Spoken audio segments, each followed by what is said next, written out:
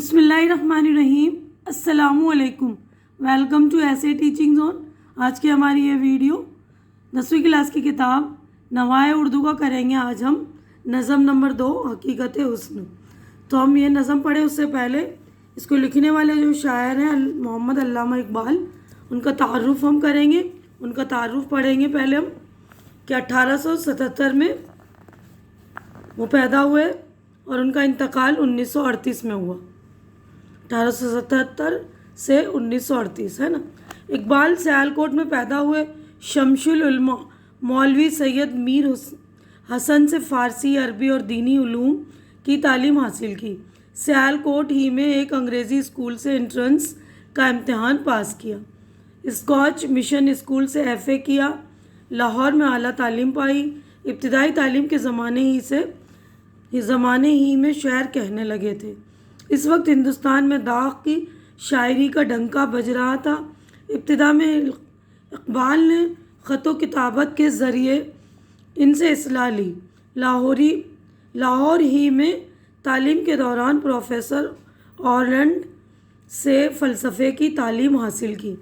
جب پروفیسر اورلینڈ نے انگلینڈ چلے گئے تو ان کے اصرار پر اقبال نے 1905 میں یورپ کا سفر کیا۔ وہاں فلسفے میں مزید مہارت پیدا کی اور فارسی ادب کا مطالعہ بھی جاری رکھا۔ اس کے بعد وہ لندن واپس آ کر بیرسٹری کا امتحان پاس کیا۔ سن 1908 میں وہ ہندوستان واپس آئے اور سرشتہ تعلیم سے وابستہ ہو گئے۔ اس کے بعد بیرسٹری شروع کر دی۔ اقبال کی عالمگیر مقبولیت اور علمی مرتبے سے متاثر ہو کر حکومت برطانیہ نے انہیں سر کا خطاب عطا کیا۔ اس کے علاوہ بھی انہیں مختلف اعزازات پیش کیے گئے۔ علامہ اقبال نے ایک طویل علالت کے بعد لاہور میں انتقال کیا۔ علامہ اقبال کی نگارشات میں انگریزی، اردو اور فارسی نثر و نظم کا کثیر سرمایہ شامل ہے۔ اردو میں ان کے شعری مجموعے بانگ درا، بال جبریل اور ضرب کلیم ہیں۔ ارمغان حجاز ان کے اردو اور فارسی کلام کا مشترک مجموعہ ہے۔ فارسی میں اقبال کے کئی مجموعے ہیں۔ اقبال نے شاعری کو پیغام کا ذریعہ بنایا تھا۔ ان کی فکر میں حرکت و عمل کا فلسفہ کار فرما ہے۔ اقبال کے افکار میں فلسفہ خودی کو ایک خاص حیثیت حاصل ہے۔ اقبال کی مذہبی فکر بھی ان کی شاعری کا اہم جز ہے۔ مغرب کی ذہنی غلامی سے آزادی کے خیالات ان کے ہاں نمایاں ہیں۔ تو یہ ہو گیا ان کا تعارف۔ اب آگے بڑھتے ہیں ہم نظم کی طرف۔ تو دیکھیے نظم کا نام ہے حقیقت حسن۔ یہ ہماری دوسری نظم ہے۔ اس سے پہلے میں نے ایک نظم بنا دی ہے تو وہ بھی آپ لوگ دیکھ لیں گے۔ اور جنہوں نے میرے چینل کو اب تک سبسکرائب نہیں کیا پلیز سبسکرائب کر لیجئے گا، اور جنہوں نے پہلے سے سبسکرائب کر رکھا ہے میرے چینل کو تو ان کا بےحد شکریہ۔ تو ایک ایک شعر میں پڑھ کے اس کو ایکسپلین کر دوں گی۔ تو سیاق و سباق کے حوالے سے ہم اس طرح لکھ سکتے ہیں کہ یہ نظم حقیقت حسن سے لی گئی ہے جس کے شاعر علامہ اقبال ہیں۔ اس کے بعد ہم اپنے نظم کا جو بھی شعر ہے اس کی تشریح کریں گے۔ تو پہلے میں شعر پڑھتی ہوں۔ خدا سے حسن نے ایک روز یہ سوال کیا، جہاں میں کیوں نہ مجھے تو نے لازوال کیا۔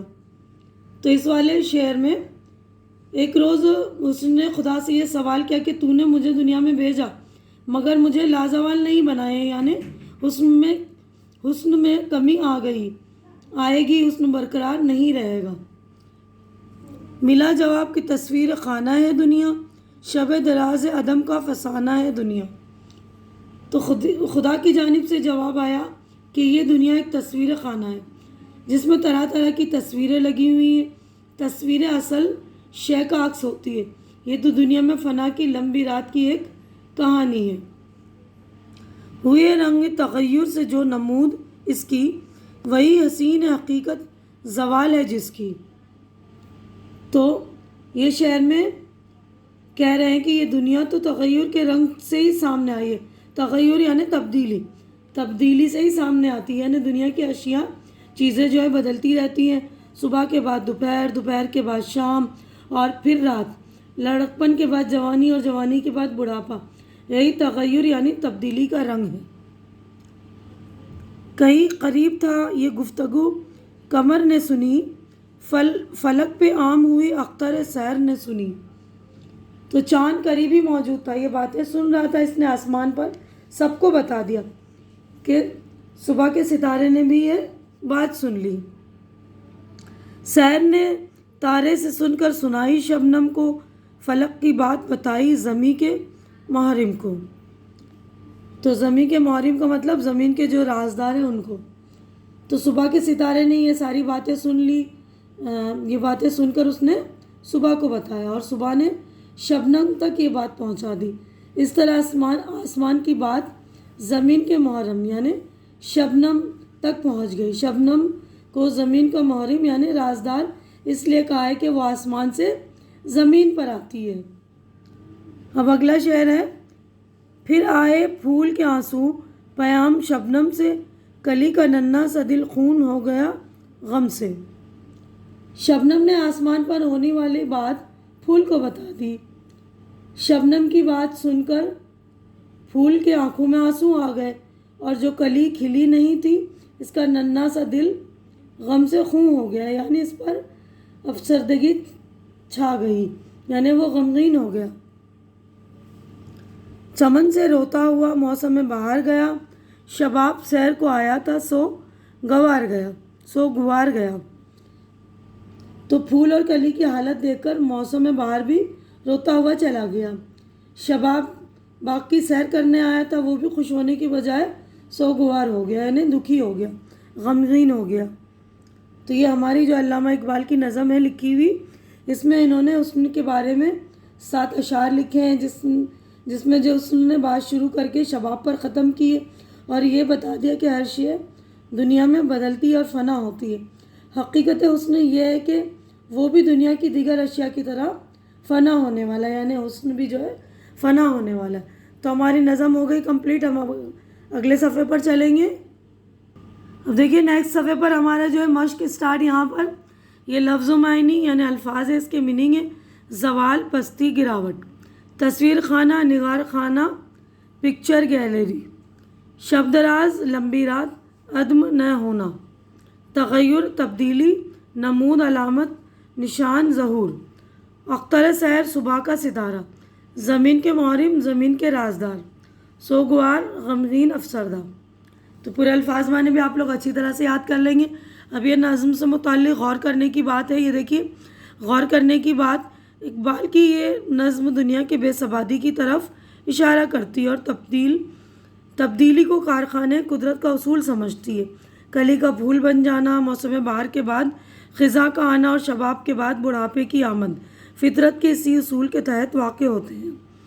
اقبال نے خدا اور حسن کے مکالمے کے ذریعے اس حقیقت کو آشکار کیا ہے کہ دنیا کی ہر شے فنا ہونے والی ہے، اور نہ صرف یہ کہ فنا اس کا مقدر ہے بلکہ زوال ہی میں اس کا حسن پوشیدہ ہے۔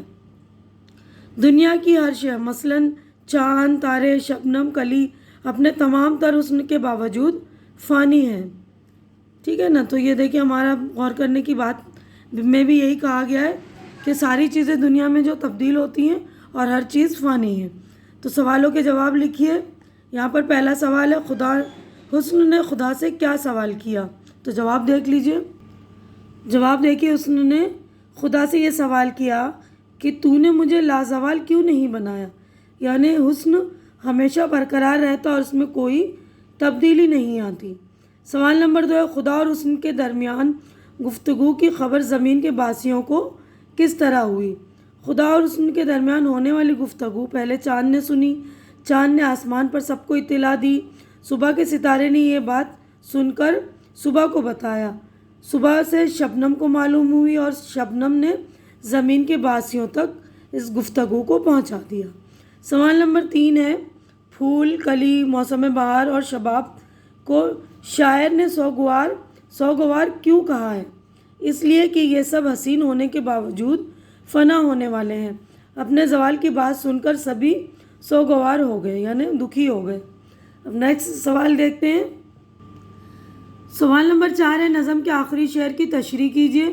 جواب، موسم بہار کو جب یہ معلوم ہوا کہ چاند، ستارے، شبنم، شباب کو زوال ہے، کسی کا حسن برقرار نہیں رہے گا، موسم بہار کے بعد خزاں ہے، اسی لیے اسے رونا آیا۔ شباب باغ کی سیر کے لیے آیا تھا، جب وہ پھول کلی چمن اور موسم بہار کی حالت دیکھی تو وہ بھی غمزدہ ہو گیا کہ ایک روز شباب بھی بدل جائے گا، جوانی بھی اپنے حسن کے ساتھ ختم ہو جائے گی۔